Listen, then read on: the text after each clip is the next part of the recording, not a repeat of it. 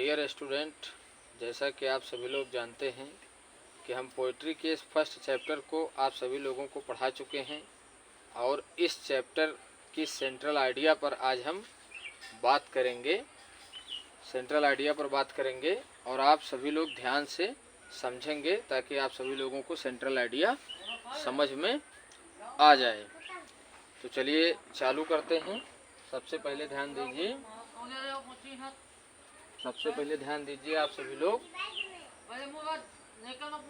The poem express यानी जो कविता है वो अभिव्यक्त करती है the significance of the small things यानी छोटी छोटी चीज़ों के महत्व को। इन चेंजिंग वंस एटीट्यूड, जो किसी एक व्यक्ति के एटीट्यूड या दृष्टिकोण को चेंज कर सकता है। The poet appreciates of the snowflakes which changed his mood and saved many precious moments from being wasted away. The poet appreciate means होता है जो कवि है वो प्रशंसा करता है, सराहना करता है of the snowflake यानी कि जो बर्फ के कण हैं, which changed जिनकी सहायता से मूड परिवर्तित हो सकता है, and saved many precious और सेव्ड मीन्स होता है सुरक्षित यानी बच जाना, मैनी प्रेसियस यानी बहुत सारे बहुमूल्य पल, फ्रॉम बीइंग वेस्टेड अवे जो कि बर्बाद होने से बच जाएंगे। कवि कह रहा है कि जो मनुष्य के जीवन में जो छोटी छोटी चीज़ें होती हैं उनका बहुत महत्व होता है, वो बहुत ज़रूरी होती हैं, जो किसी मनुष्य के दृष्टिकोण को बदल सकती हैं। और कवि बर्फ़ के जो कण हैं उनकी सराहना करता है और कहता है जो किसी व्यक्ति के मूड को बदल सकते हैं और उसके समय को बर्बाद होने से बचा सकते हैं। आगे देखते हैं।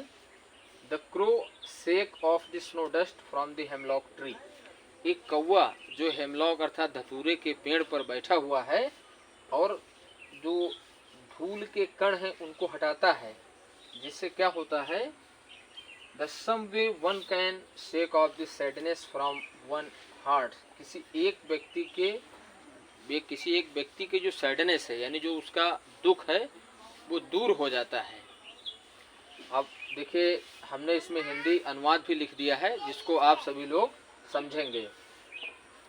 कविता किसी के दृष्टिकोण को बदलने में छोटी चीज़ों के महत्व को व्यक्त करती है। यानी ये जो कविता है किसी भी व्यक्ति के, कोई भी व्यक्ति हो, उसके दृष्टिकोण को, एटीट्यूड को बदलने में छोटी चीज़ों के महत्व को व्यक्त करते हैं। कवि ने बताया कि जो बर्फ के टुकड़े हैं उसकी सराहना की, कवि के द्वारा जो बर्फ के छोटे छोटे टुकड़े हैं उसकी सुंदरता की सराहना की, यानी टुकड़ों को अप्रिशिएट किया और बताया कि जिससे उसकी मनोदशा को बदल दिया और कई कीमती क्षणों को बर्बाद होने से बचा लिया। कवि का जो मूड था वो बदल गया था उसी बर्फ के टुकड़ों की वजह से। हेमलॉक पेड़ से बर्फ के धूल को कौवा हटाता है।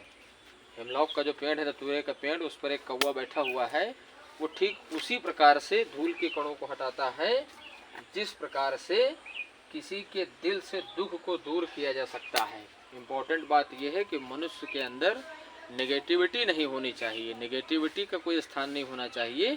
नेगेटिविटी से सारी चीज़ें बेकार होती हैं और मनुष्य के जीवन में छोटी छोटी चीज़ों का भी महत्व होना चाहिए। जैसे कौवा को लोग नेगेटिव मानते हैं, लेकिन कौवा के द्वारा और बर्फ़ की सहायता से एक कवि के मूड को ठीक किया गया। अर्थात न कौवा नेगेटिव होता है और न बर्फ़ नेगेटिव होता है। सभी मनुष्य को, सभी व्यक्तियों को अपनी सोच पॉजिटिव रखनी चाहिए। आशा करते हैं कि आप सभी लोगों को ये सेंट्रल आइडिया समझ में आई होगी। Thank you. विद्यार्थी लोग ध्यान दें, अगली क्लास आप लोगों को संडे को प्रोवाइड की जाएगी। चैनल को हमारे लाइक एवं सब्सक्राइब करें। धन्यवाद।